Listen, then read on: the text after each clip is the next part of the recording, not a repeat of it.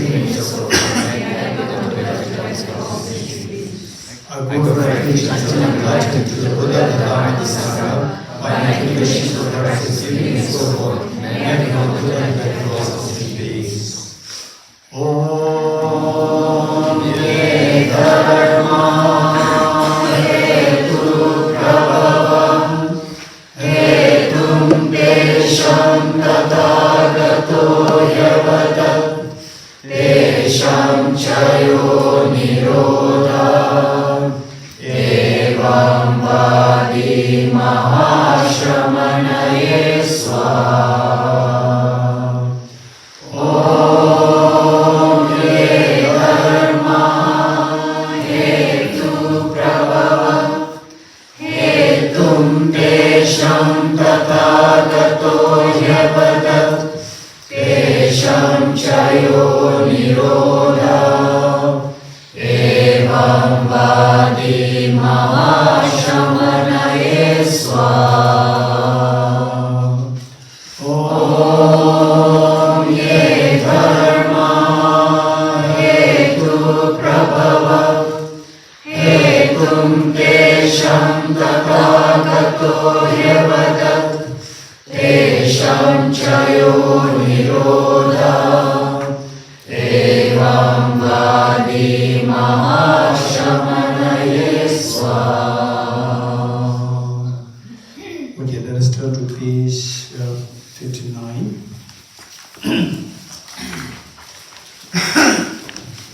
Page 59. And this is oftentimes the question coming up when somebody is, let's say that when someone's about to die, how should we think? How should we think? And particularly when yourself, each one of us, is a matter of time. We have to leave this world one day.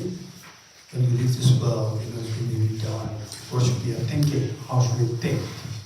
So this was a question asked to the Buddha, and the Buddha responded. This is a very standard thing, and the best thing is the say whatever we have done, we have to do that while we are still alive. Instead of we die and somebody does prayer for you, the effect is so less in comparison with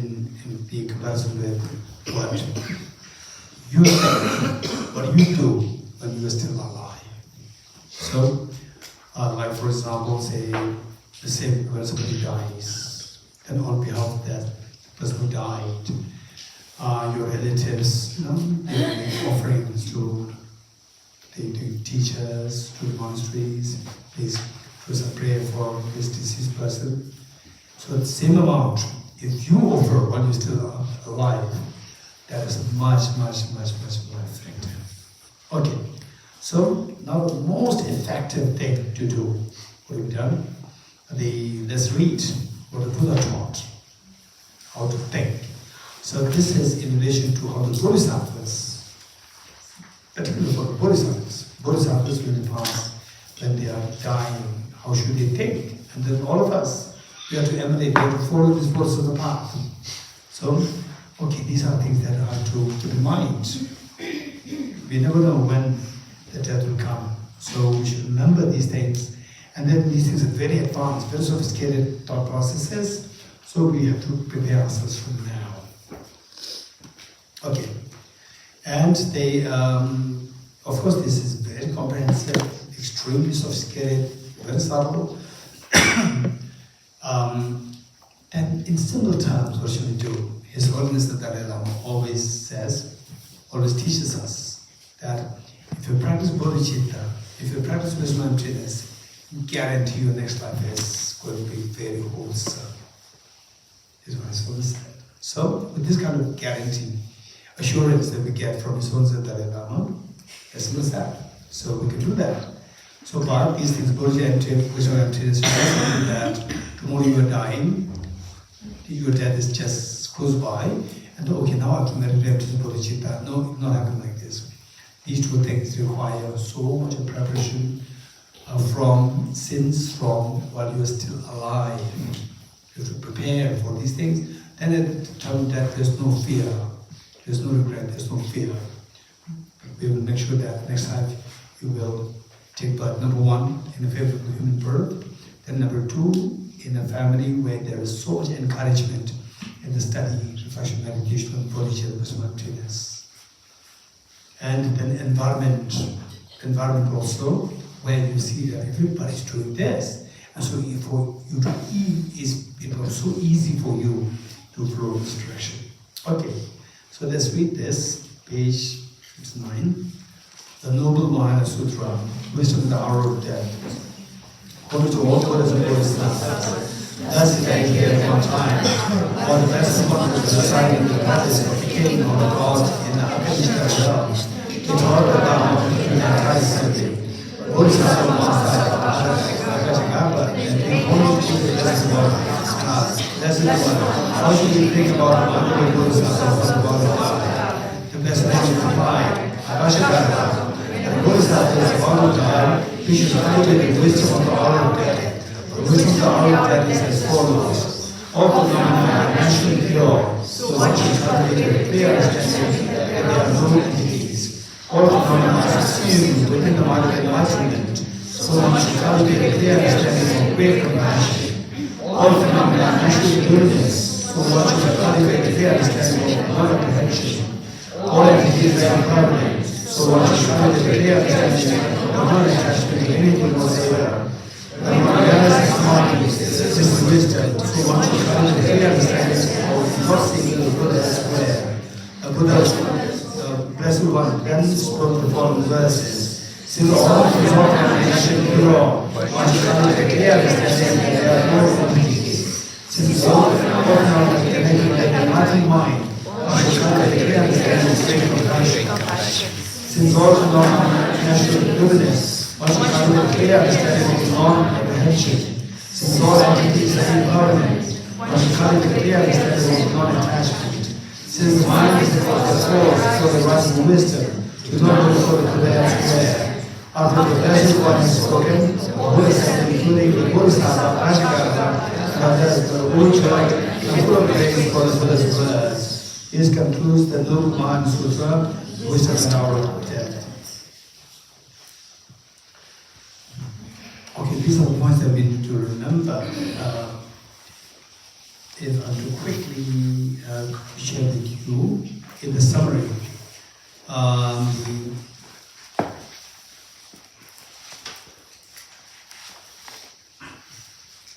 Okay.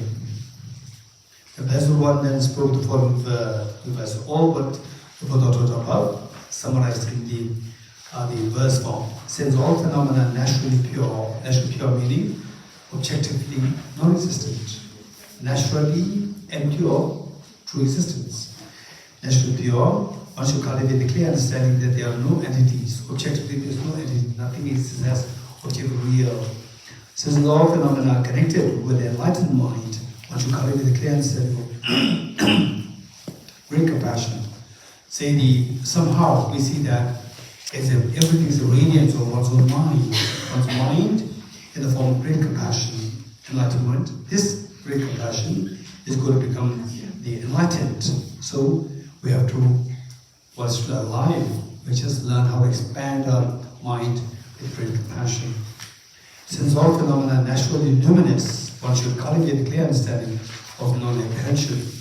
Luminous, naturally luminous, meaning that, so for example, the dream is nothing but the radiance of one's mind, the dream. Likewise, all what we see here, good, bad, and so forth, is all the description of one's own mind. Say, for example, say in dark, your mind can see some lights. Have you seen that? In dark, sometimes you see stars and so forth. So these are not external lights. These are luminosity of one's own mind. So if this is the thing, then the dreams are so vivid. You can be in a complete dark room, but you can have a dream it's so clear, sunlight and so forth. There's no sunlight outside. It's a luminosity of one's own mind. So from this we can deduce that all what we see now to the waking state, they are all the radiance of one's own mind.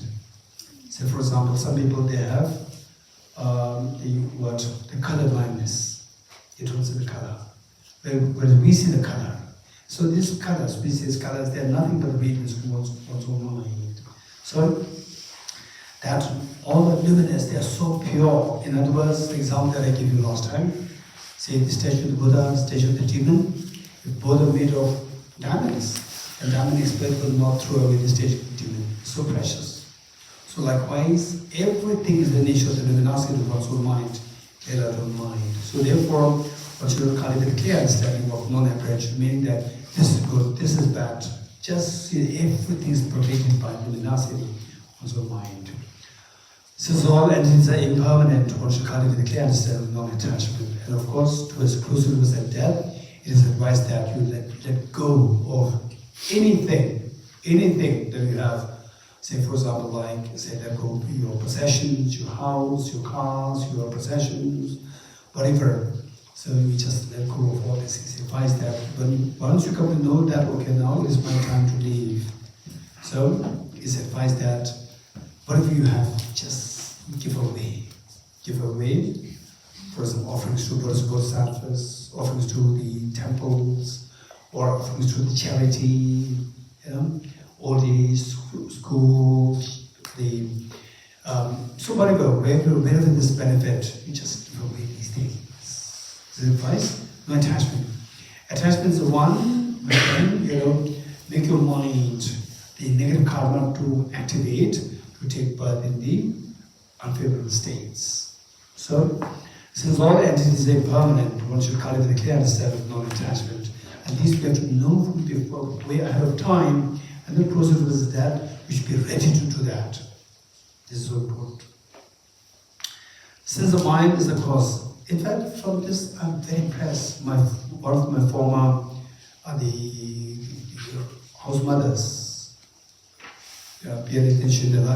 she was there. She saw the first one. She's now, I think, in 80s, late 80s, and late 80s or 91, 92. Today when I think about her, I'm so impressed. Since she was in her younger days, so I was just 5 years old, she must be in 40s. Yeah. And since those her younger days, I still noticed that she was very pious, religious, always reciting mantras, praying, doing prayers and so forth. My first home mother, the first one. And when she was in her, I think, 60s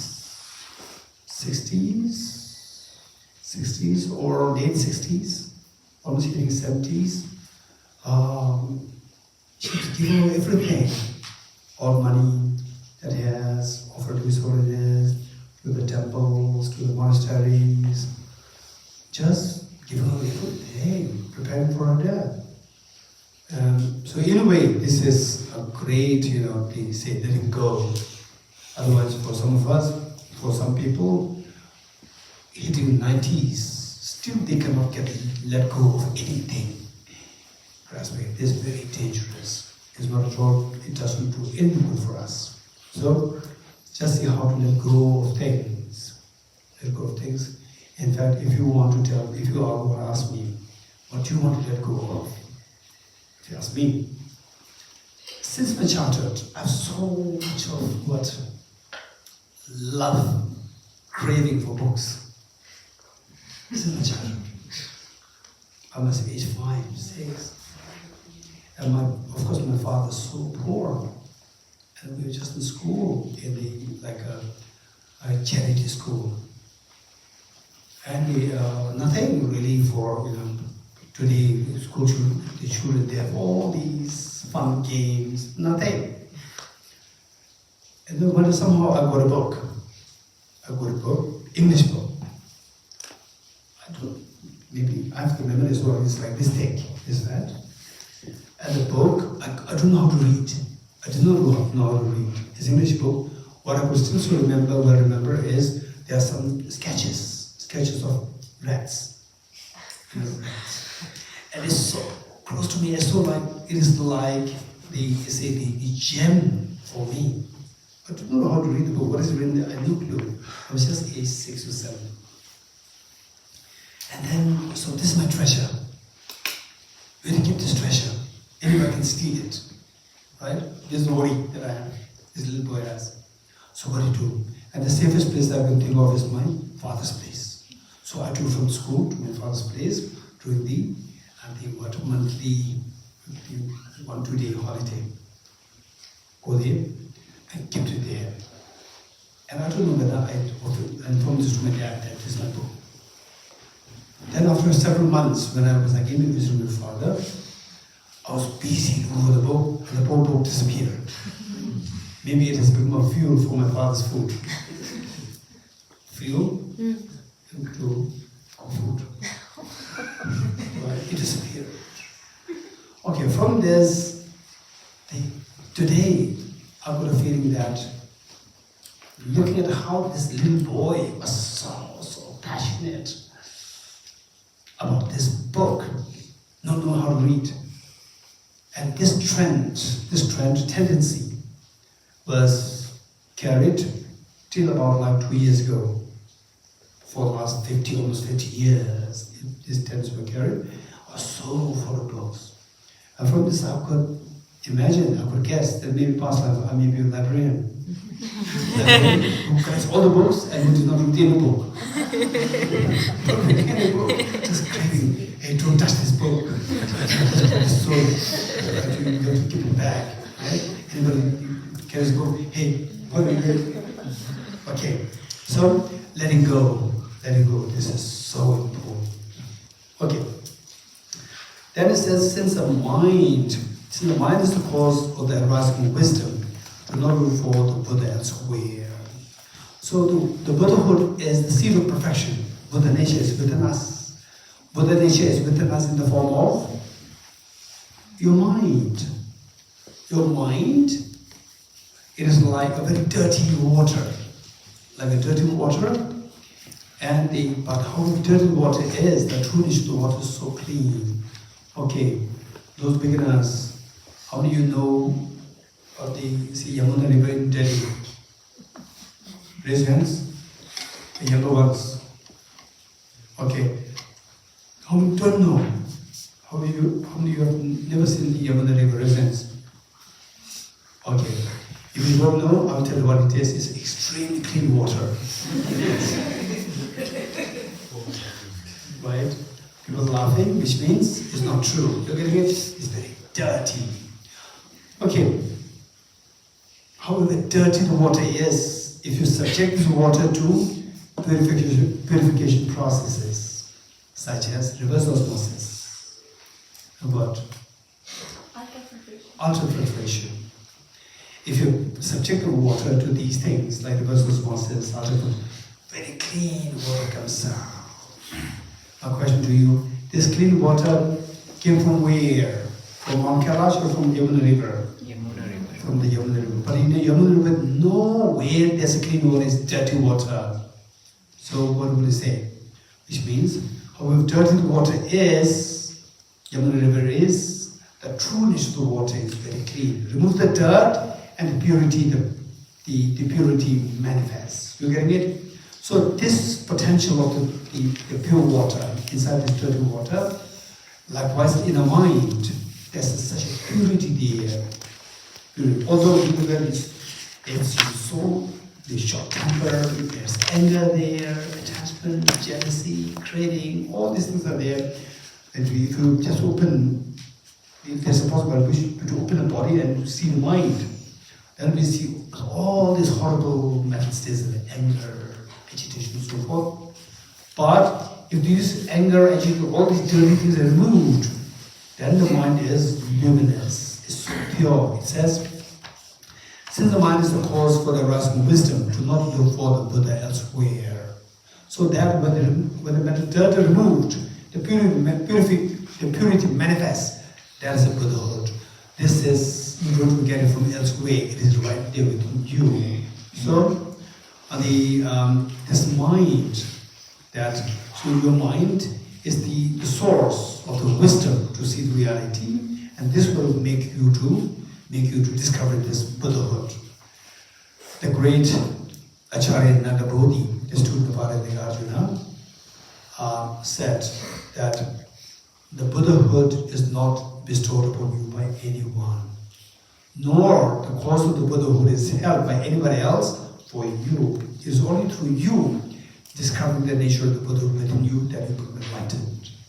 This is what it is here. So we have to think about how, say, the mind, the anger, attachment, cravings of these fears of these are the adventitious nature. Sometimes they go away, sometimes they come.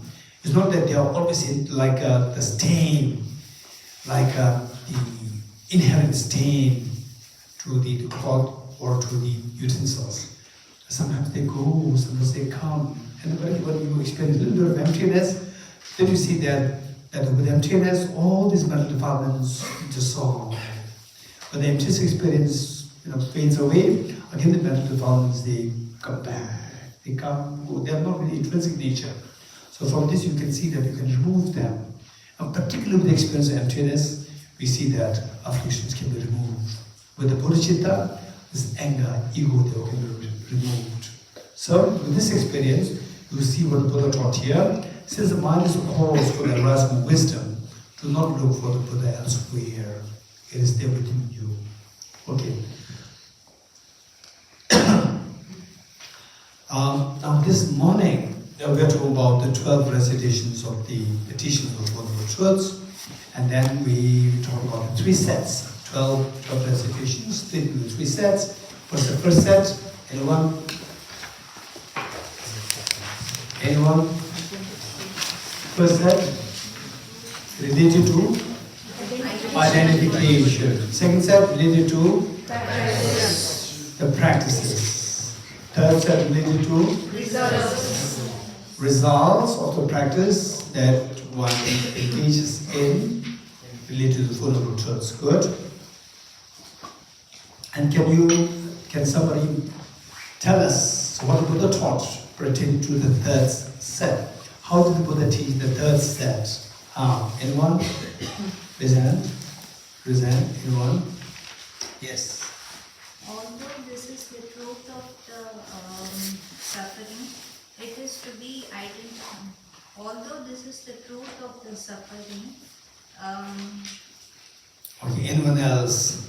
So the first impression is the last impression.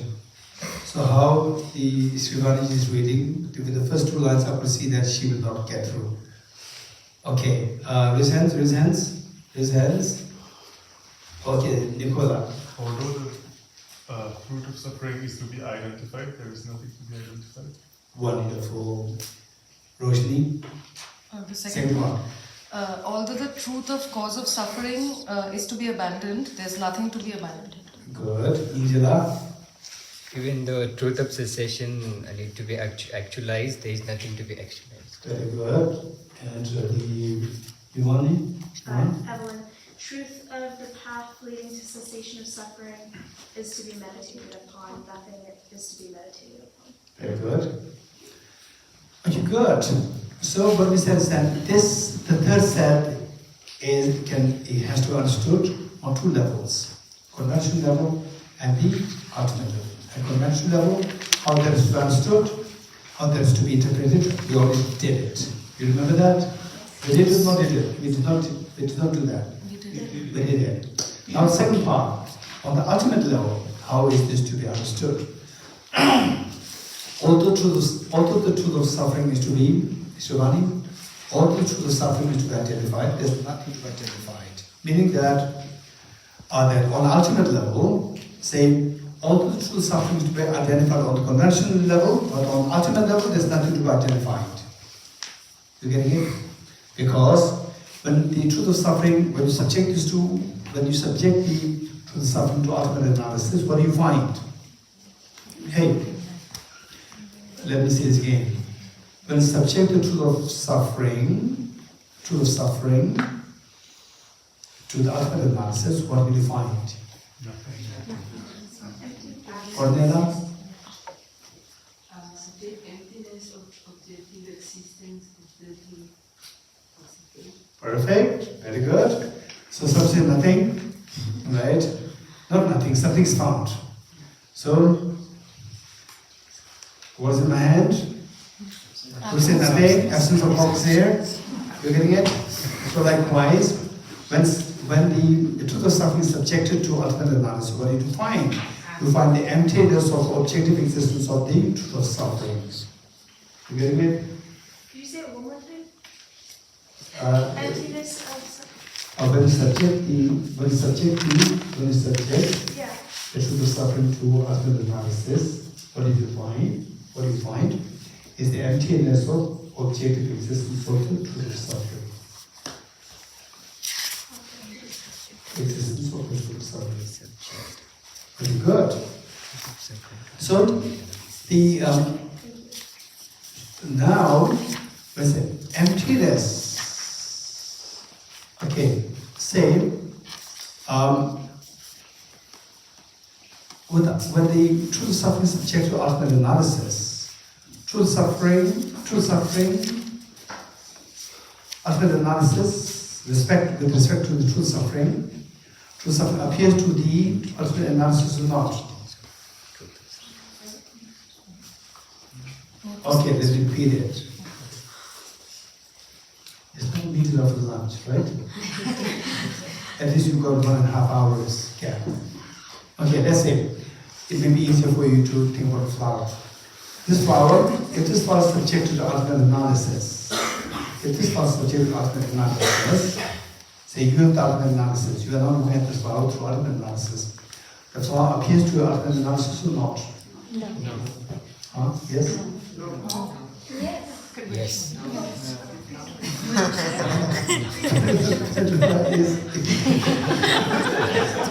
In the flow of joy. Yeah? Ultimate analysis, whether it's joyful or not, I don't know. Okay, let me repeat it. Say this flower that I'm showing you, when you subject this flower to ultimate analysis, do you see this flower? No. We're done with the second version of the explanation of the third set of the third set of the 4 recitations on the teaching of the Four Noble Truths are related to in the ultimate domain. Okay, now we turn to the next page. Examination of Four Noble Truths, chapter 24, verse number 3. Page number 120. Okay, if these things do not exist, the four fruits as well will not arise. Without the 4 fruits, there will be no abiders in the fruits, nor will they be enterers. Okay, related to the 4 fruits is related to Gade. It starts from Paragade, not from the Gade. It starts from Paragade, Parasangade, Bodhisoha, in the context of the personal liberation seekers. For the Bodhisattvas, we don't talk about these 4 fruits. They are similitude of the 4 fruits, but the 4 fruits are strictly in the context of the personal liberation seekers. Okay, but we have to know these things. When you know these things, particularly when you learn in no detail, then you will know how your mind progresses, how your mind removes the mental defilements, what kind of mental defilements are there. You can see the mental defilements as well as you are watching a movie, and then see, the subtle, gross, all these things you can see within your mind. So this is so important for us to have this knowledge. Okay, with these 4 fruits, we see that since there are those 4 fruits, there must be, the practitioners who are striving to attain these 4 fruits. You're getting it? Who are striving to attain these 4 fruits. So these 4, was there 4 fruits? 4 practitioners to strive to attain these 4 fruits. So these 4 are known as 4 enterers.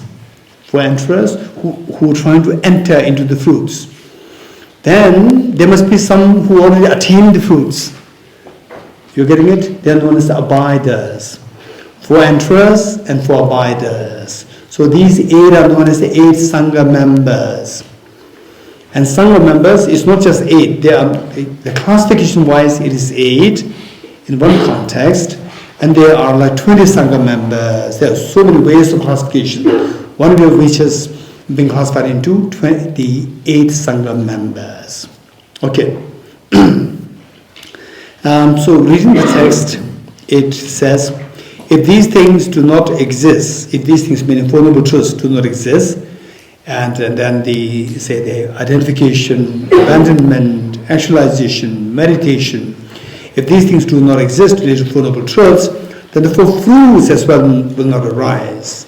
Only by meditating on the Four Noble Truths, then one can attain the Four Fruits. So the Four Fruits cannot be attained. If the Four Fruits are not there, without the Four Fruits, there will be no abiders in the fruits. Who attain the fruits, you cannot possess them. Nor will they be the enterers. What do you mean by enterers here? Hey, people practitioners who strive to attain these fruits are known as enterers. What are the abiders? Who will attain these fruits? Very good. Okay.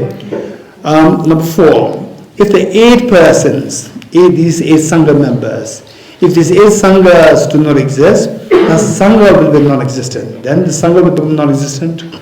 If the Noble Truths do not exist, there will be no true Dharma. What the real Dharma, if somebody were to ask, look, these are the very standard texts, but and then you will know what's the real Dharma. We talk about, I'm following Buddhism, I practice Dharma. What do you mean by Dharma? So look, the real Dharma, understand, these come from these very sophisticated classical texts. So it says that if the Noble Truths, if the Four Noble Truths do not exist, there will be no true Dharma. You're getting it? Even if you think that you're practicing Dharma, there's no Dharma without the Four Noble Truths. Why? The correlation is that within the Four Noble Truths, what is the truth number 3? Cessation. What is truth number 4? The path to say these two are the real dharmas. So if you don't have the Four Noble Truths, then these two will be missing. If these two are missing, then there's no dharma. Real dharma is the purification inside. Purification. Right? What's dharma? Dharma is to purify you to attain Buddhahood. Yes. To purify you and attain nirvana and Buddhahood. So this real dharma. So the real dharma is the purification. Purification is what? The state of cessation, the truth of cessation. And the path which leads you to the cessation. These two are the true dharma.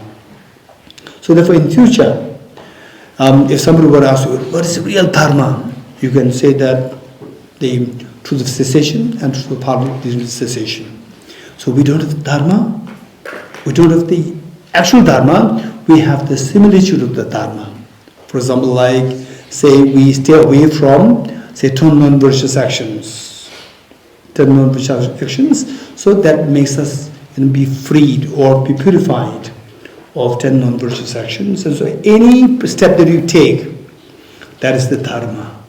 Step you take to feel the similitude of cessation of suffering.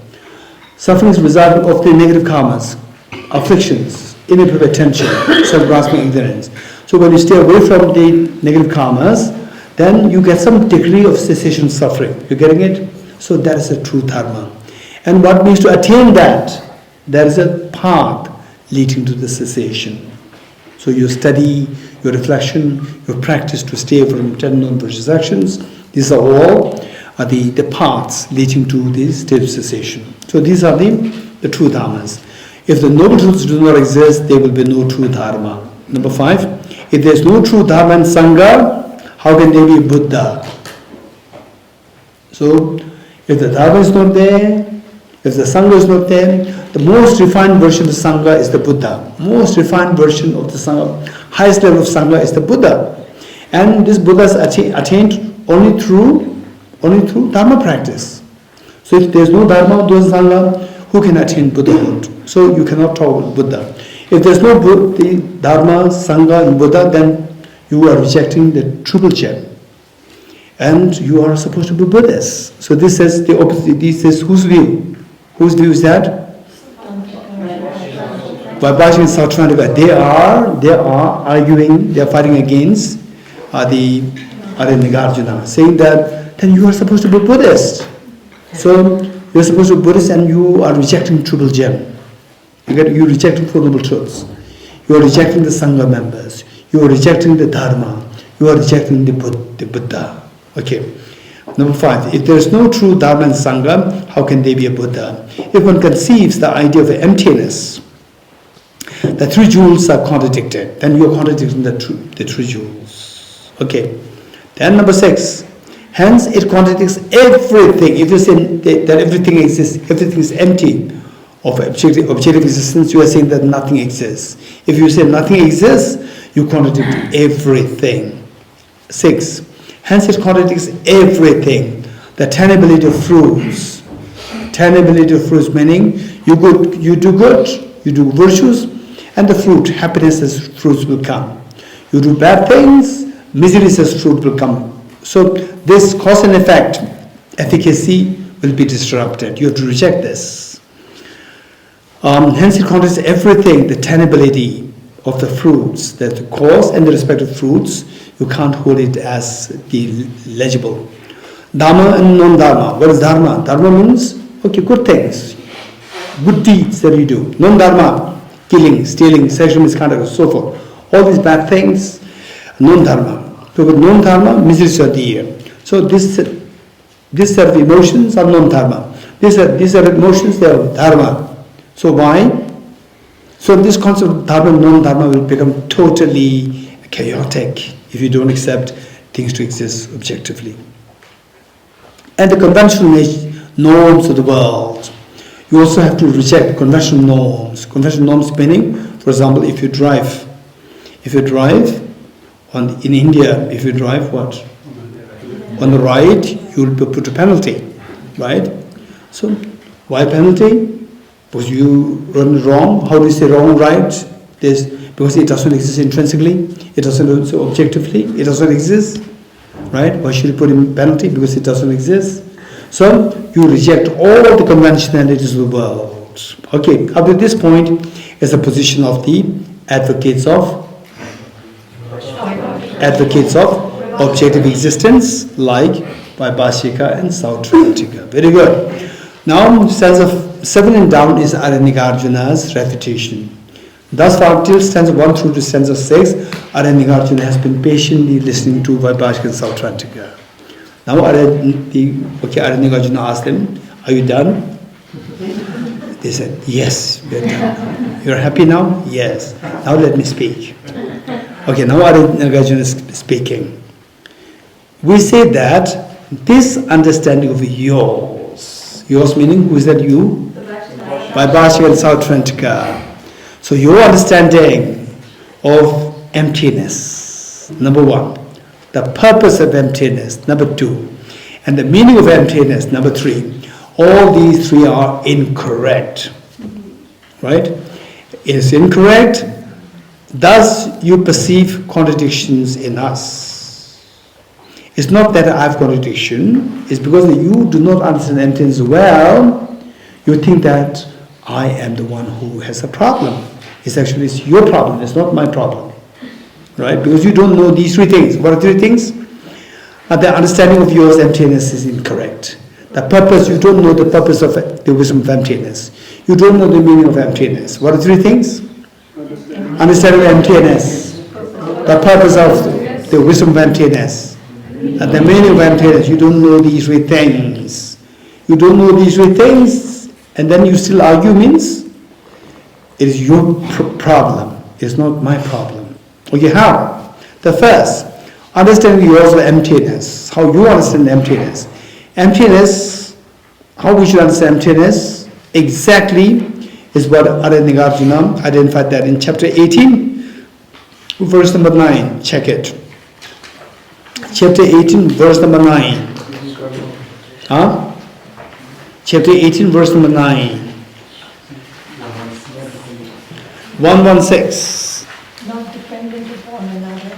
Yes. Peaceful and not elaborate. Okay. So this is the real understanding of emptiness. Emptiness should be understood in the form of these 5 characteristics. Emptiness should be understood as the one with 5 attributes. And how you interpret the emptiness is like nothingness. This is wrong interpretation of what emptiness is. And real emptiness should have these 5 attributes. What are they? Number 1, not dependent upon another, meaning that the knowledge of which, you have to add this, the knowledge in bracket of emptiness is not dependent upon another, number 1. And number 2, emptiness is very peaceful, number 2. Meaning that experience of emptiness, the moment you experience the emptiness is extremely peaceful, number 2. Number 3, not elaborated by elaborations. In their experience, all the elaborations dissolve. They're not thought. The real experience is extremely direct experience without any thoughts, without distinction. So we say this is good, this is bad, this is nice, not nice, and so forth. All these distinctions are made. In the experience of emptiness, all these distinctions dissolve. You getting it? So this is emptiness. Whereas emptiness, how the Vaibhashya Sautrantika interpret emptiness as well. Nothing exists. You think nothing exists, these 5 do not make any sense. You cannot relate nothing exists, non-existent or nihilism with these 5. You cannot relate that within 5. The real emptiness, if you can relate these 5, then there's a real experience, otherwise not. Okay, so this is how the emptiness starts from the nihilism. So Vaibhashya Sautrantika, they interpret emptiness, or Nagarjuna emptiness as nihilism. So saying that no, that experience is so profound, it's not nihilism. With nihilism, there's no profound experience. Whereas this experience, emptiness, there's a very profound experience there. These 5 attributes are there. Okay. So you said not without thought, not thought is the direct experience, and then without distinction. So all this in the context of direct experience, but they have the nuances there. Non-distinction meaning that, say, what I said is that this is nice, this is not nice, or whether today whether it's little gloomy, the last day whether it's so good. This distinction is there. In the experience of emptiness, all these distinctions dissolve. So these distinctions make our mind to go into fluctuation, ups and downs, happy, unhappiness, all these things. So this distinction dissolves in the experience of, for example, let's say, okay, is there a difference between these flowers? Yes. Huh? Yes. Louder? Yes. Okay. What's the difference? Color. One is red, one is white. What are the distinctions? Huh? One is on the right side, one is on the left side. Okay, what else? Size. Huh? Size. What else? What is nice, what is not nice? You getting it? Okay. So those people who like pink, right? Okay, by the way, what is more likely? Who's more likely to like pink, the girls or the boys? Be very honest. Girls. No, I'm asking the girls. Just be very honest. Who's more likely to like the pink color? Raise hands.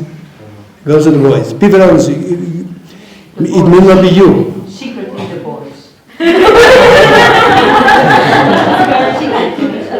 In fact, when I was little boy, when I was 5, my favorite color was pink. When I was 5, my favorite color was pink, and gradually I came to discover that this is what they did. It's weird, right? So I tried to be boy, not to. Okay. Keeping this aside, so we see that these distinctions are there. Now imagine you subject this to ultimate analysis. Emptiness seen by ultimate analysis, conversion analysis. Ultimate analysis. In the eyes of ultimate analysis, do you see the white? No. You see the red? No. You see this distinction? No. Distinction dissolves. You getting it? This meaning. Okay. Okay, good. Okay, now the next one is the purpose. The purpose of emptiness. The purpose of emptiness means purpose of wisdom of emptiness. The purpose of wisdom of emptiness. The The purpose of wisdom of emptiness is to dissolve your afflictions, dissolve your fears. Simply by thinking nihilism, nothing exists, it will not help you to remove your anxiety, it will not help you to remove your afflictions, it will not help you to remove your fears. Whereas with experience of emptiness, your fears dissolve, which means that it clearly indicates that you did not really understand the purpose of the wisdom of emptiness. What's the last one? The meaning of emptiness. And emptiness is not nothingness. The emptiness is the middle way. How? Emptiness is the middle way. How? Anyone? When you see emptiness, simultaneously you see objective awareness. No. Emptiness objective. Anyone? Empty of objective. How you say emptiness is the middle way? Yes, the girl over there. Avoiding the two extremes. Good. Anyone else? And emptiness and dependent origination is the Same. and one rejects nihilism and one rejects obscurantism. Good. Parmesila? Emptiness is equals to dependent origination. Dependent origination is equals to middle way. So it means emptiness is equal to middle way. That is complete. You're getting it? It proves that Parmesila is the student of emptiness, Wisdom of Emptiness Retreat in Thosamling. Right? Others are half-half. Right? This is a complete answer. Emptiness equals dependent origination. Dependent origin equals emptiness, middle way. Therefore, emptiness equals the middle way. Amazing. You getting it? Anybody who is extremely smart, learned, when they hear this, they'll be so happy. You getting it? So this is why whatever we learn, you try to get it very complete, not just half-half. Okay. So the meaning of emptiness is what? Meaning of emptiness is the middle way. It's not nihilism. You see you meaning who you. Vaibhashika and Sautrantika. Two of you think that my understanding of emptiness is nihilism. It is not. It is the middle way. How middle way? Because emptiness equals the dependent origination. Dependent origination equals the middle way. Therefore, emptiness equals the middle way. It is not nihilism. You getting it? Okay. So where do you find this? It is found on chapter 24, verse number 18. So it's the same chapter, verse number 18. Where do you find it? Verse number 18. Whatever is dependently reason. Okay. Anybody who can read this? Anybody who can read this? Deshala, you like to read? Read it for us. Deshala. Whatever is dependently arising, that is explained to be in case. That being a dependent designation, it itself was liberated. Perfect. You're getting it? This is the answer given by Nagarjuna, saying that emptiness is not nothingness, it is not nihilism, it is the middle way. So the meaning of emptiness is not nihilism, it is the dependent origination. Dependent origin is middle way, and dependent origin equals middle way, therefore emptiness is middle way. So emptiness doesn't mean nothingness, it is the dependent origination. Good. Okay. We're done. And if the meaning of emptiness is correct, thus you perceive contradiction in us. Verse number 8. The Buddha's teaching of the Dharma is based on two truths. The truth of the form is empty. Yes. In us, is that Madhyamaka? In us. Oh, us is Madhyamaka. Yes, it is Nagarjuna, who is the pioneer of Madhyamaka philosophy, and of course the not really pioneer as such, is that the main commentator of Madhyamaka philosophy. Yes. Okay. Number 8, the Buddha's teaching of the Dharma is based on two truths, which is in Heart Sutra, with this is Sutra, we said, form is empty. This is what? Conventional truth, ultimate truth. Form is empty. Conventional truth. Huh? Form is empty. Ultimate truth. Emptiness is form. Conventional truth. Okay. So Buddha's teachings of Dharma is entirely based on these two truths. Ultimate truth, conventional truth. To the worldly convention. To the worldly convention meaning conventional truth. And the ultimate truth. Okay, to the worldly conventional truth as seen by the conventional analysis. And to the ultimate truth as seen by the ultimate analysis. Number 9. Those who do not understand the distinction drawn between these two truths do not understand the Buddha's teachings of the profound suchness. So, the Buddha's teaching based on these two truths. Conventional truth is the world exists. Okay, day 1 you remember? When we explained emptiness, we began with 2 questions. What are 2 questions? Do things exist? What's the answer? Yes. If you say no, what's the problem? You fall in nihilism. What's the second question? Do things exist objectively? What's the answer? No. If you say yes, what's the problem? Absolutism. Extreme of absolutism. So, therefore, that to understand emptiness, you have to know that everything exists. It's not nihilism. Everything exists. Yet nothing exists objectively. So, we can see that these two, the existence and objective existence, these two are not synonymous. Whereas for the lower schools, they go into this problem because they see these two as synonymous. Okay. Those who do not understand the distinction drawn between these two truths, by Bhaskara Sautrantic, when they cannot make this distinction conventionally, everything exists. Ultimately, nothing exists. When they cannot make this distinction, two truths, then they do not understand the Buddha's teaching of the profound suchness. There is no way by which you can understand the Buddha's teachings. Number 10. Without dependence upon the convention, the meaning of the ultimate cannot be expressed. So finally, our job is to understand the emptiness, ultimate truth. To understand ultimate truth, we need to know the, say, dependent origination, convention. We know the convention. So for example, let's say that, okay, nothing exists objectively. How do you know that? Okay, things can be seen by your convention analysis. Convention analysis, convention, the convention. It's convention truth. So to know all these things, then this convention analysis, when we substitute to ultimate analysis, when we change it to ultimate analysis, you go closer, then you see that object doesn't exist. To know all these things, we have to know the procedure, and the procedure is all about conventional truth. So without understanding convention, the meaning of the ultimate cannot be expressed. Without understanding the meaning of ultimate, liberation is not achieved. Okay, what is Dharma? Dharma, finally, it is to liberate you from all your miseries, all your fears, yes?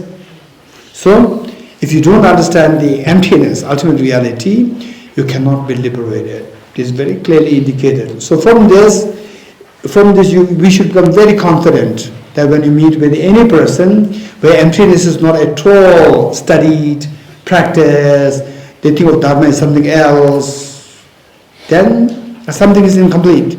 Because what Nagarjuna said, without understanding the meaning of ultimate, liberation is not achieved. So without liberation, what's the point? Then it doesn't become Dharma. You're getting it? Dharma is to liberate you, and if it doesn't liberate you, it's just not Dharma. So therefore, from this, we should really get a conviction. You don't have to wait for somebody else to tell you, okay, this is Dharma, you have to practice this. No, just read these great enlightened beings' compositions. From this you should get a conviction that, okay, now, anybody who teaches emptiness, this is the Dharma. Where emptiness is not at all considered important, this is not my place. You're getting it? This is what we have to keep in mind. Number 11. Through misperception of emptiness, a person of little intelligence is ruined. So, say, with emptiness, why Bhaskara Sautrantic, why they have the problem? Because that the intelligence is less. They could not understand the emptiness of objective existence.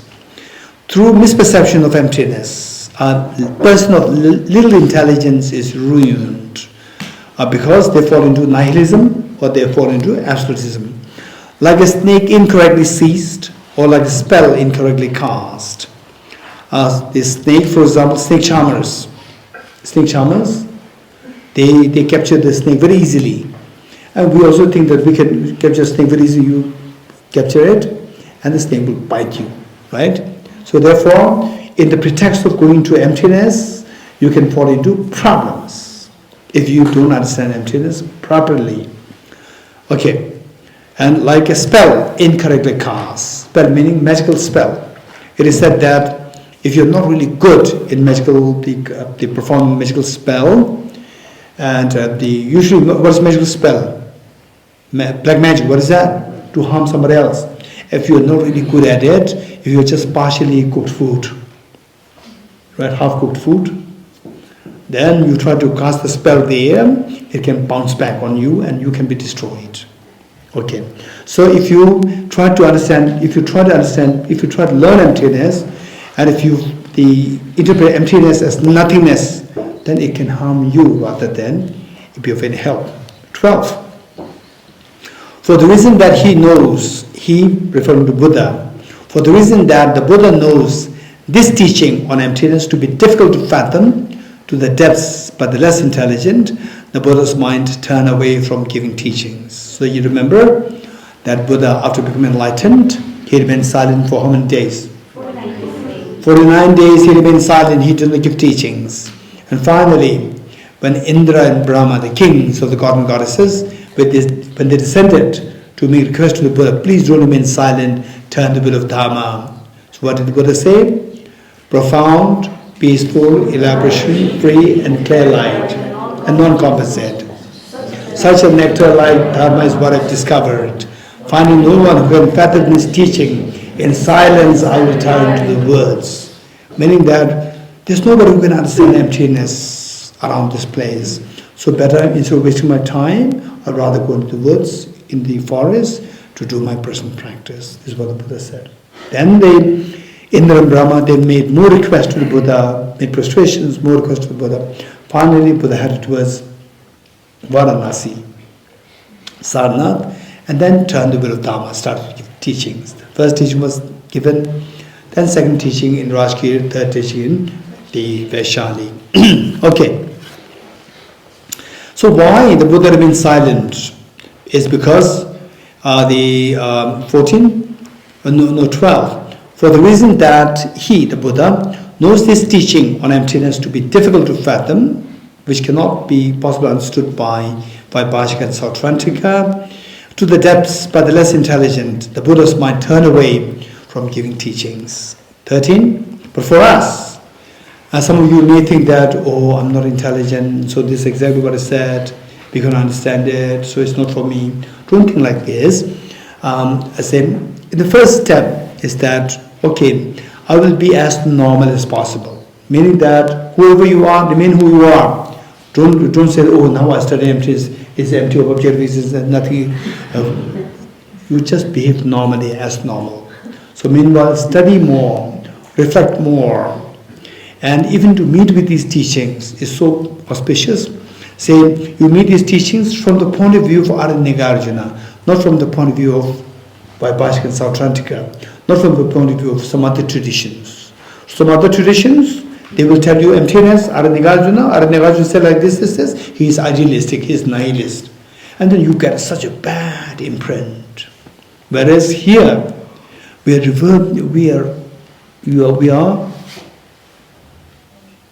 respecting the Aranyagārjuna. We are paying, we are, the word. We're like worshipping.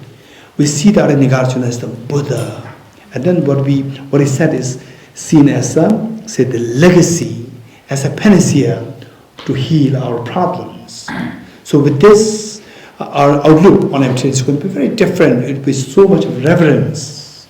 With the reverence, the danger for us to fall in nihilism is very less. Whereas if somebody comes and says that, oh, everything's empty, you don't have to worry about bad things, good things, everything's empty. And although with so much of, say, the regard for the wisdom of emptiness, but if this interpretation, then you can be very badly influenced. You're getting it? So we should be very careful that there's so much reverence given to this teaching, and meaning that emptiness does not mean nothingness. Emptiness means dependent origination, which means a middle way. Therefore, it is a middle way. It is not nihilism.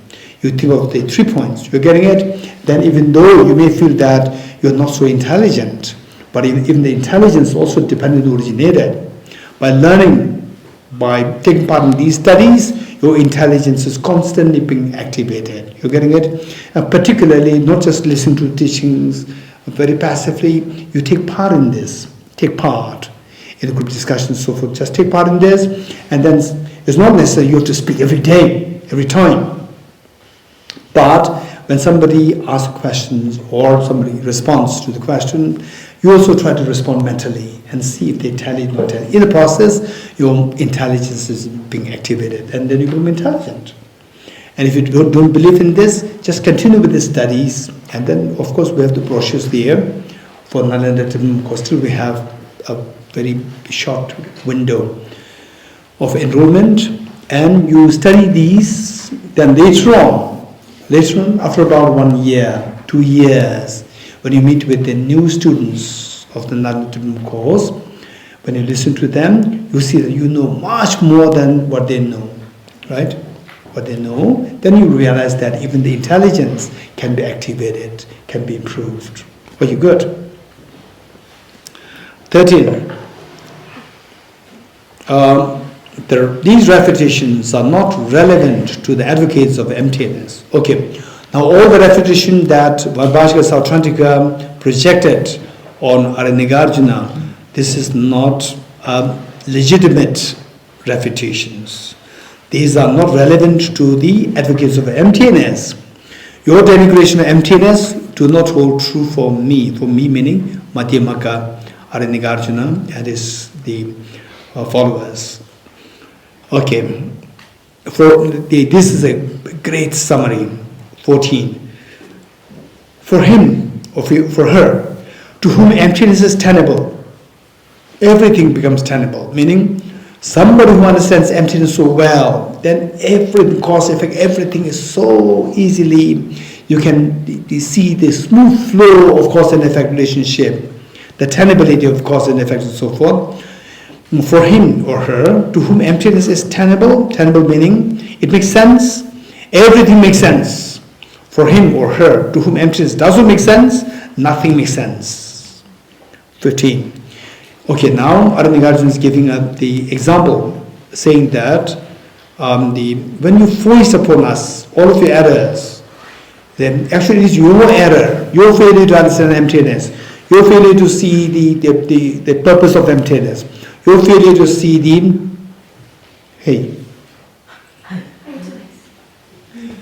your failure to see what emptiness is, the purpose of emptiness and Meaning of emptiness. very good, right? So this is the problem. When it's unilateral teaching, no interaction, then your mind becomes like frozen. It becomes frozen. It doesn't, right? So when I say hey, and still you are like this, which means your mind is not working. You're getting it? This is the problem. Where interactive session is not there, you do not grow.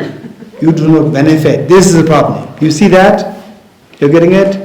I spoke for some time without asking questions, and your mind slowly shut down. I ask, hey, and then you can start with hey. What is hey? And then you say emptiness.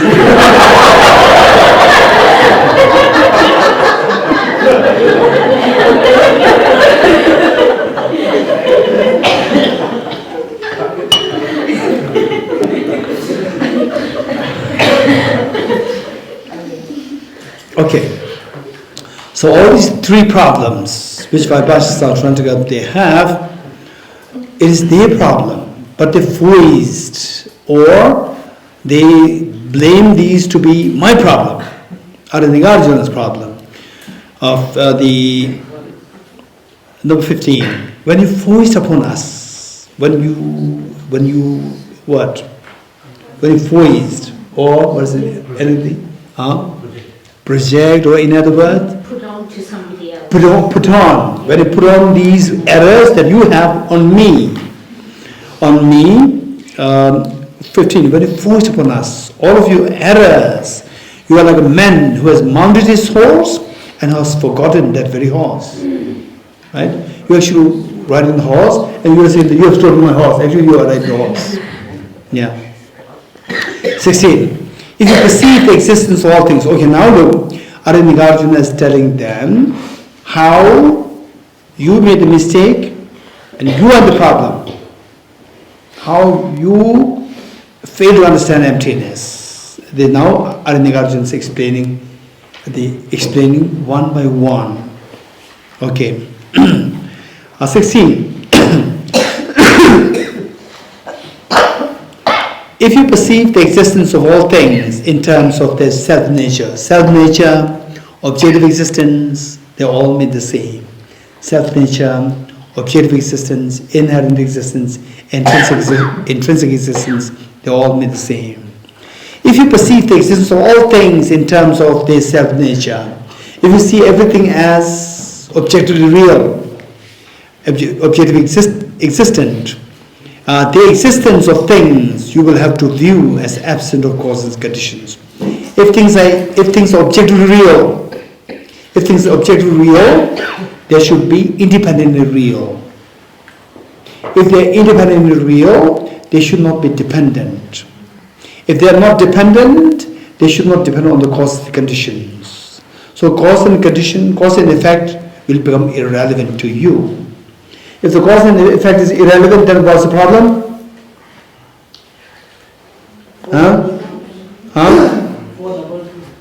Four noble truths cannot be explained. You're getting it? He said, Nagarjuna, if you say that nothing exists objectively, then ceasing and arising cannot be existent. If these two do not exist, then four noble truths cannot be existent. You're getting it? Now Nagarjuna is saying that if things exist objectively, then things should exist independently. If they exist independently, they cannot be dependent. If they're not dependent, they should not be dependent on causes and conditions. If they're not dependent on causes and conditions, then cause and effect is not possible. If the cause and effect is not there, you cannot account for four noble truths. Okay. You will have to view as absent of causes and conditions. 17. Effects and causes. Results and causes. Agent and action. For example, let's say that agent and action. Say you are the benefactor and person A is the beneficiary. So you give, as a person is suffering terribly, and then you give some assistance. You give some, say, the food. So person A is the beneficiary and you are the benefactor, you are the agent, and the person A is the beneficiary, and there's the act of benefiting. You getting it? There are three things that are like a triangle. You as the benefactor, the person A is the beneficiary, and the act of benefiting. Without you as the benefactor, person A cannot be the beneficiary because he will not receive any benefit. And if there is no benefactor and beneficiary, act of benefiting makes no sense. You getting it? Likewise, even if the benefactor is there, if the beneficiary is not there, nobody will receive your benefit, then the benefactor is not benefactor because he cannot benefit anybody. Act of benefiting will not be there. So without act of benefiting, the benefactor doesn't make any sense. So now even if there's somebody there to receive your benefit, and the benefactor is there, but if the act of benefiting is not happening, again the benefactor is not a benefactor, beneficiary is not beneficiary. For example, say in some cases where there's war happening, right, or some juntas, those the terrorists, they control the whole territory, and then Red Cross, International Amnesty, they want to send the aids to the people there who are trapped in so these people, they need help. So they are to be the beneficiaries. And the Red Cross and International Amnesty and so forth, they should be the benefactor. But the actual benefit is not happening because the terrorists, they block the road. Deliberately they block the road. That the benefit is not happening. You're getting it? So does it happen? Yes. It happens in many places. UN wants to send the aids, but the terrorists and the dictators, they block the road. They don't allow the UNO to get in. The aids to get in. They don't allow. So therefore, people need. There are people who need the help, and there are people who are ready to help. So the beneficiary there, but then the act of benefiting is not happening. When that's not happening, then the benefactor is not benefactor, beneficiary is not benefit. In other words, these three are mutually dependent. You're getting it? Mutually dependent. Because they're mutually dependent, none of these three is independent. So if things are independent, then benefactor, beneficiary, act of benefiting, agent, and the actions will become meaningless. Okay, 17. Effects and causes, the agent and action, and conditions, and arising and ceasing will make no sense. Arising and ceasing is what? Cause and effect will not sense. And effects will be rendered impossible. You cannot account for all these if you accept things to be objectively real. 18. Whatever is dependent in reason. Okay, now this is extremely important. I remember that His Holiness the Dalai Lama oftentimes advised people to memorize this verse and recite this on a daily basis to leave imprint, to implant the imprint on the wisdom of emptiness. It says, whatever is dependent in reason or dependently originated, that is explained to be emptiness. That being dependently designated, this is the middle way, which we said earlier. And then the next, these two verses together. In Tibetan it is Tenji Devar Chumbakan, Tini Tombanyi Dushe, Tini Tini Tabate, Tinu Melamino. The Tibetan version, the next verse says, Kanji Tenju Mahimbe, Chugai Bamaino, Tiji Tomba Mahimbe, Chugai Bamaino. This is the Tibetan version. So 19. Since there is no phenomenon that is not dependently originated, therefore there is no phenomenon that is not empty of objective existence. Okay. Okay, we'll stop here. Verse number 19. Om Gati Gati Paragati Parasangati Bodhisvatyata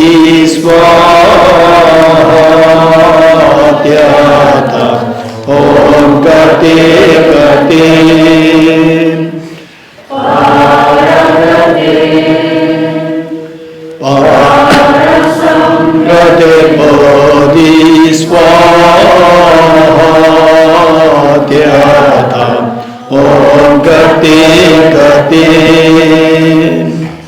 Paragati Parasangate Bodhisvaha.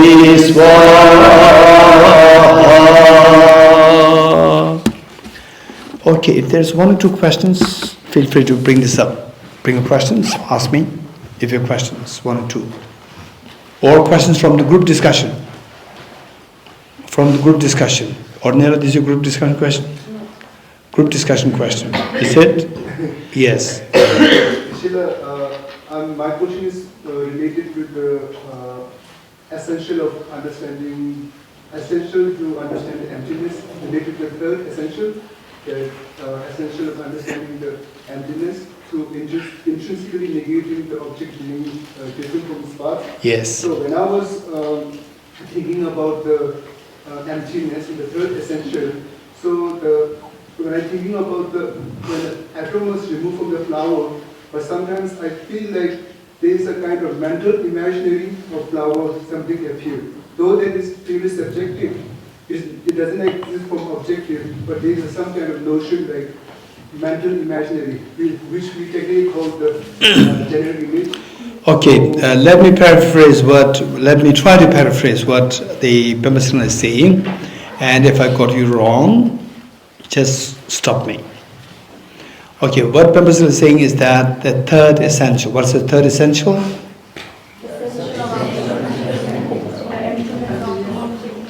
Essential understanding.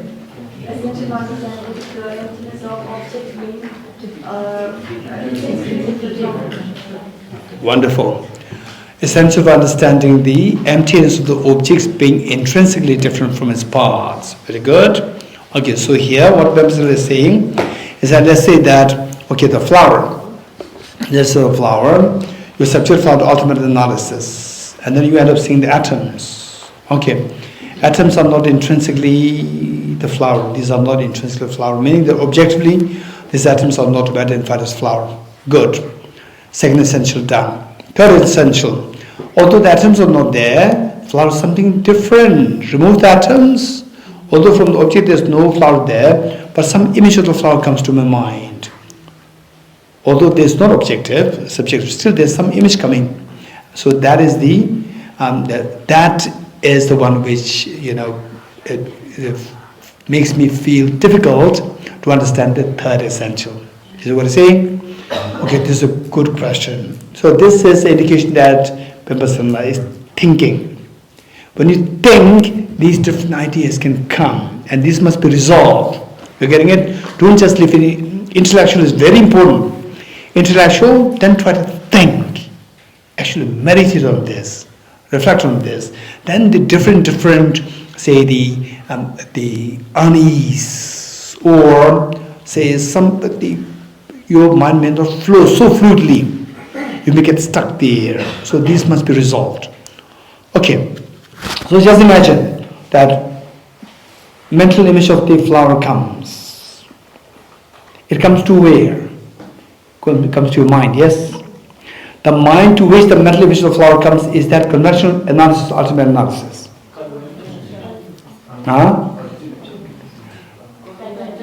The image of the flower that comes to your mind, that mind where the image of the flower comes, that mind is that ultimate analysis, conventional analysis. Raise hand who will say conventional analysis. Good. Your problem is that you have very quickly switched from the ultimate analysis to the conventional analysis. That's the problem. So when you go into the emptiness can never be seen by the conventional analysis. You're getting it? You switch to the conventional analysis and then you face this problem. So here what we need to do is that we need to continue to maintain this ultimate analysis. You're getting it? You should not swap. If you swap, instantly the emptiness will disappear. Good. Any more questions from the group discussion? Group discussion question? Group discussion question? No group discussion question. That's strange. Yeah, we had a question. Group discussion? No. Group discussion question? Or your personal question imposed as? No, first a question, but we did discuss it in the group. Yes. Yeah. So, in the last couple of days, we've been discussing mostly about, objective existence. The emptiness of objective existence, and the emptiness of objective existence. Basically, once you realize the emptiness of objective existence, you realize that it's all subjective, right? And there were several examples given from left side. What's the question? Okay. So, objective existence means existing from the side of the object, and subjective means existing from the side of the mind. Subject, right? Yeah. So, but if the mind does not exist truly, then how do you account for subjectivity? Mind does not exist truly, or mind exists? Mind does not exist. What's the question? No, if the mind does not exist no, I understand truly, it. If nothing exists truly. The mind exists. The mind does not exist truly. Mind exists or not? The mind exists. Mind exists. So what's the problem? But if the mind doesn't exist truly. That's not an issue. Okay. I'm confused then. Say when you go to the shop, you say that give me I want what is that? Whole grain bread, and the shopkeeper give you this. Is it objective existence or subjective existence? Will you ask this? You will not ask this. You're getting it? So when you talk about the functionalities, you don't know what objective or subjective. You don't ask this. So the mind exists. So this is where you're getting it. So where the Roshni asks this question is The problem lies in the first question. What's the first question? Do things exist? You know? Although she is saying objective, in her mind it is, if the mind doesn't exist. This is the question. You getting it? Equating mind, existence of the mind and the objective existence of the mind. These two are equated. This is the problem. Okay, anyone from the group discussion? Group discussion. Group discussion, yes? It was more for my clarification that I wanted from My or the group? My doubt. Okay, good. Pertaining to what you have said related to you mentioned that there could be a contradiction in cause and effect pertaining to the third, particularly to the third truth, cessation of Yes. origin suffering. With the analogy given with the flower of three moments, a future moment, flower which will be the effect for the present. Yes. Present moment, but regarding that, the present moment flower can be the effect of the past flower. Yes. So I was confused. What is the contradiction regarding the third cessation of the truth of cessation? Truth of cessation, third noble truth, and the truth of partly of cessation. So these two are treated as cause and effect. You practice the truth of the partly of cessation, you will attain the truth cessation, cause and effect. And what we said is that these two are not cause and effect. You're getting it? These two are not cause and effect. Are these two cause and effect? In the loose sense, yes. But technically, no. How these two are not cause and effect in one? Raise hands. How these two are not cause and effect? Young brother, you want to say something? The truth of cessation of the causes of suffering is permanent. Truth of the cessation is a permanent phenomenon. Cause and effect is applicable only to the impermanent phenomena. So therefore it is not cause and effect. But the truth of cessation comes to existence by the reason of the truth of the path leading to cessation. Truth of the path leading to cessation is not the cause of the truth of cessation, but because of the reason of the existence of the truth of the path leading to cessation, truth of cessation gives it existence. Okay. So we understand that things exist subjectively.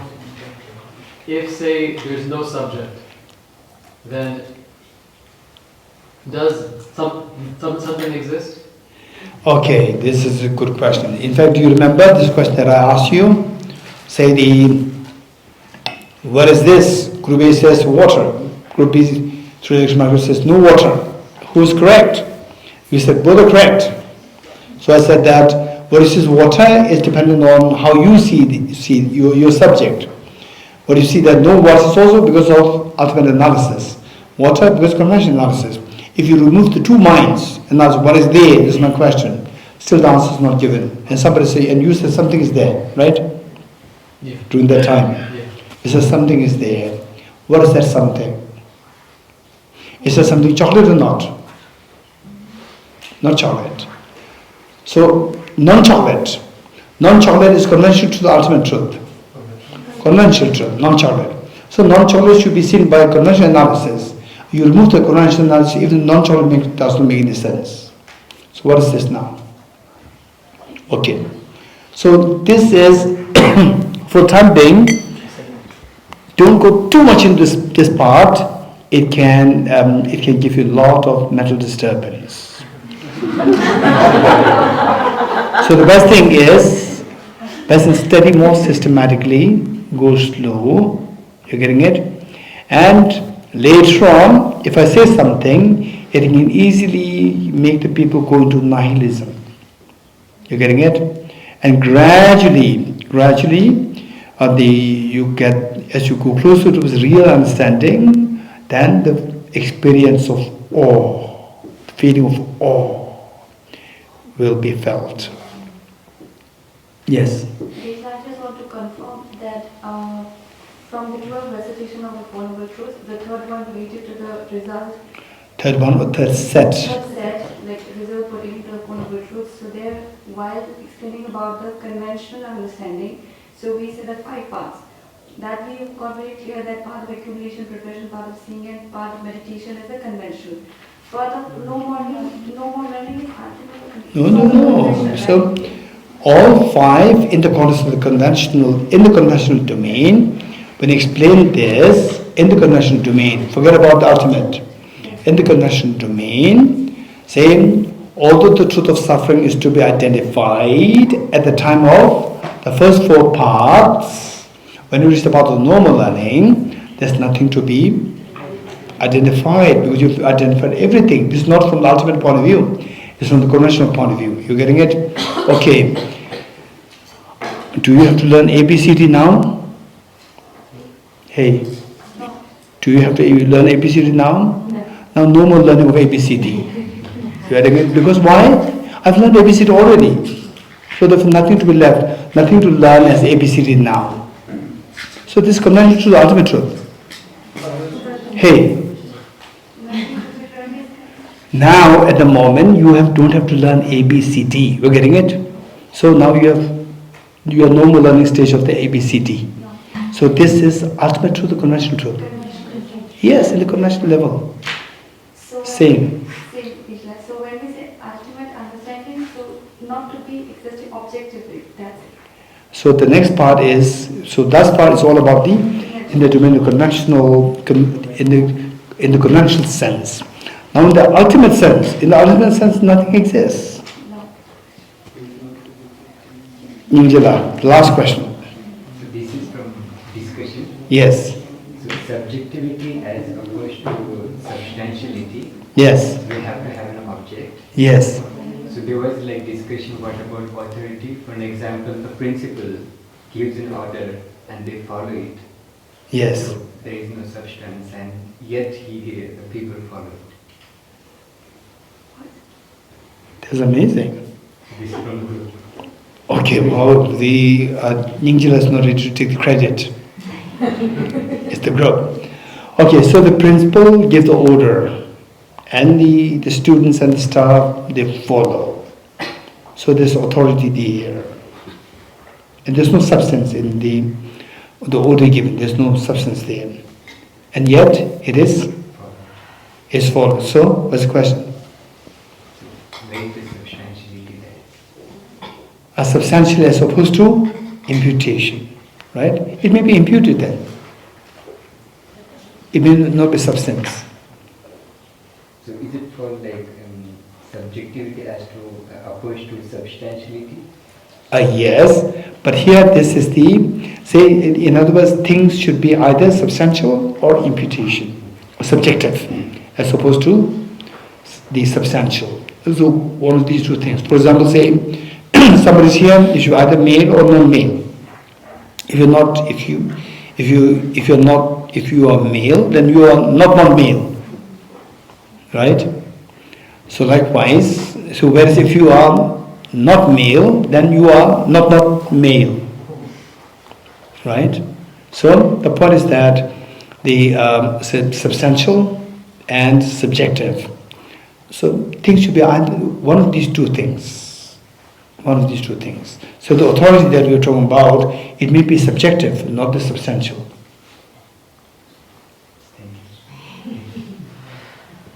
You have a question? The lady there? I did have, yes. A small Yes. question. Yes. It was about, it came up in the discussion group yesterday. We are so addicted to seeing the reality as objective. In that context, you mentioned a wonderful story about a magician.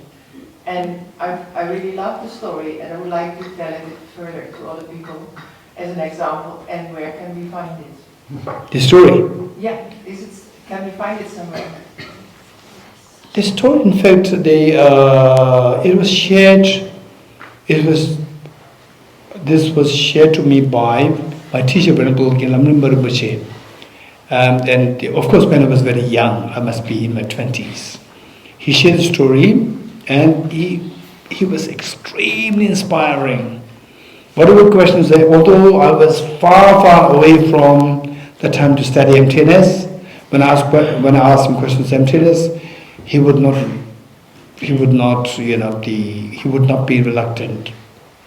He would be so happy to, say, they inspire me, share about emptiness, then how we believe in the perception is so real, then the story was shared. He said it's in the story. So later on, I did hear that this is what was being a common story, but I don't know where it is coming from.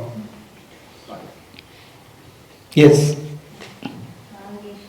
Yesterday we saw that subjectivity, conventionality, dependently, deceptively, all these are synonymous. Yes.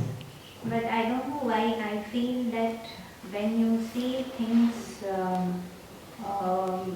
conventionally, then you see it objectively, then you see it as deceptive. So these have to be under one group. So why are we doing this sort of a grouping?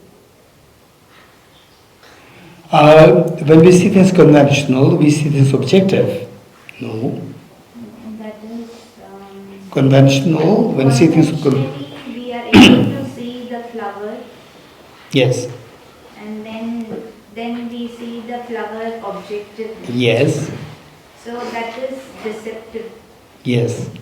So these have to be synonymous. Which one? I mean, objective, objective, deceptive. Yes. Okay, I understand what you're Why saying. this sort of a grouping? Again, okay. So don't change the grouping. Right? You don't change the grouping. Your thinking is amazing. I can see where you're coming from. Which means you are thinking actually. You find some problem with this grouping which I give you. It's because you're thinking, and how you think and grouping, they do not tally. Okay, so you're thinking. This is very good. This is where we need to go through nuanced studies, systematic studies. Let's say, okay, a quick, say, 1 week has 8 days. Correct? Not correct? Not correct. Not correct. So, your mind, I said, a person A says that 1 week has 8 days. This is deceptive. You're getting it? And your mind, he said this. He said that 1 week has 8 days. This is deceptive. So your mind sees that somebody is saying 1 week has 8 days. So that mind is deceptive, not deceptive. Your mind is not deceptive. His mind thinking that 1 week has 8 days is deceptive. And the message is also deceptive. But your mind seeing this deceptive is not deceptive. You're getting it? So object being deceptive and how you see deceptive, these are different. Object is deceptive, but the mind which sees this is not deceptive. You're getting it? Flower is deceptive. Flower is deceptive, right? Flower deceptive, and the flower exists. How it is deceptive is that it is perceived in one way, and it exists in another way. It exists as empty of true existence, but it's perceived as truly existent. You're getting it? So we say that the flower is conventional truth. It is not ultimate truth. It is subjective, it is not objective. But your mind sees as objective. You don't mix up two things. The object is subjective, but your mind sees the object as objective. Right? Object is subjective, but your mind sees this as objective. You're getting it? So what the object is and how your mind sees that, don't mix the two things. You're getting it? So conventionally I see this as objective. You're getting it? Objective. and objective, and my mind is deceptive. Right? Same, objective and deceptive should be actually synonymous from your point of view. Right? So the object is not objective. The flower is not objective. Yes, no? Flower is not objective. Flower is subjective. You're getting it? Your mind sees this as objective. Flower is conventional or ultimate? It's conventional. It's not ultimate. It is deceptive or non-deceptive? It is deceptive. It is deceptive. It is conventional. It is not objective. It is subjective. These three are synonymous. But your mind sees this as objective. So what you're doing is you are mixing up two things. Your mind sees objective and this is the conventional. So conventional and the objective should be same. So you're mixing up what the reality of this object and how you perceive this. These two are being mixed. Good. Okay, we'll stop here.